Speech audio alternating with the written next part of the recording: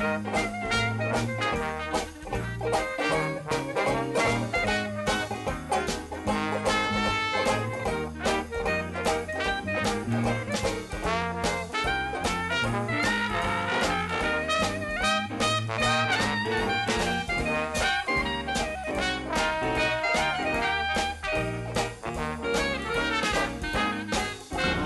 much should I be looking to pay for a student house? Rents in Oxford for student housing range hugely. Size, location and finish all affect the rent you'll need to pay. If you're looking to save a bit of money, try looking a little bit further out of Oxford, as bus links are great.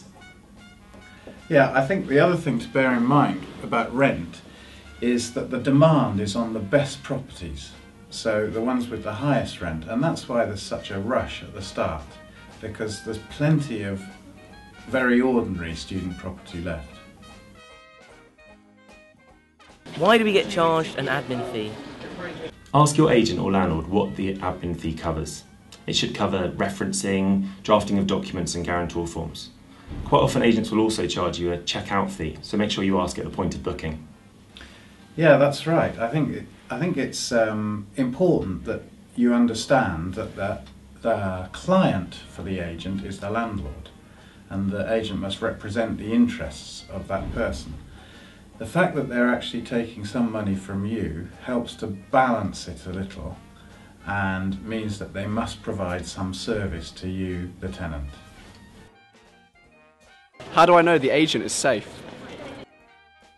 Ask your agent for membership of professional bodies.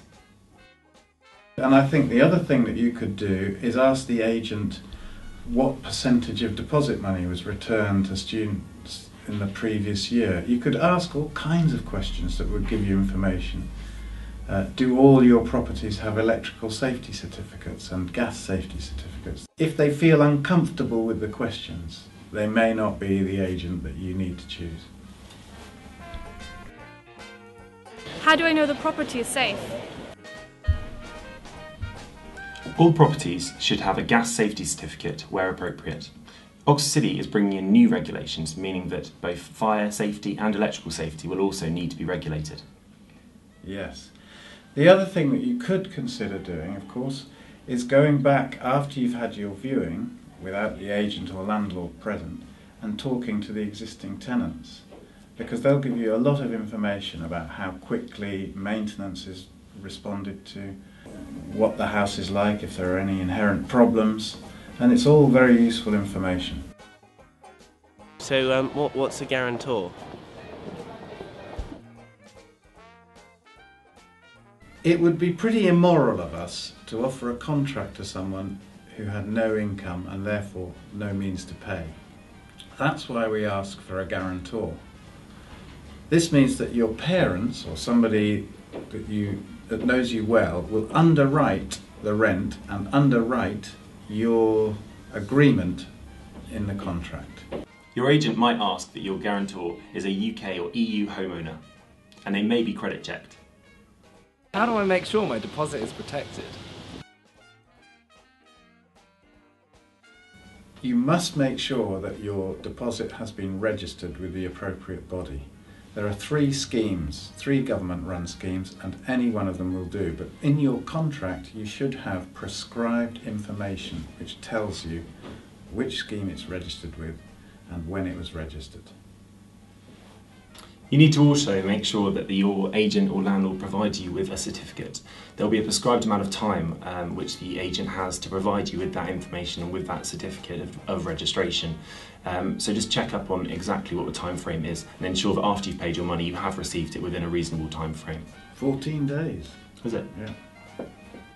You also need to make sure that once you move into your property, you spend a bit of time to make sure the inventory is completely up to date. It will protect your deposit when it comes to the end of your tenancy if you have an accurate inventory showing exactly what the property was like on the day you moved in. Definitely. And if, as the tenancy comes towards the end, if you can ask the agent or landlord if there's anything that they think needs attention in order to maximise the amount of money you return from the deposit, that's worth doing too. What is an HMO? An HMO is an abbreviation of a house of multiple occupation. any property that has 3 or more occupants comprising of 2 or more households, in other words families, it becomes an HMO. And as from next year, 2012, Oxford City will require a licence for all houses of multiple occupation. If you're uncertain about whether or not your property is an HMO or requires a licence, you can always check on the Oxford City Council website. What do we do if halfway through a year or a lease period me and my friends stop being friends and we want to move out and live somewhere else? You will be signing a fixed term agreement, so don't enter into it lightly. That's very important to understand. From my experience, having done this for a little while, that in 10 years' time you won't necessarily remember the house that you're living in, you'll actually remember the group you're living with. And it's the people that are most important to get right. So take the time and don't rush into the housing. Remember, there's no homeless students in Oxford. Should you ask the agent or your landlord for early release, sometimes a large fee will be charged. It's always at the discretion of the landlord, and in some cases it may not be granted. There may be no variation of the contract.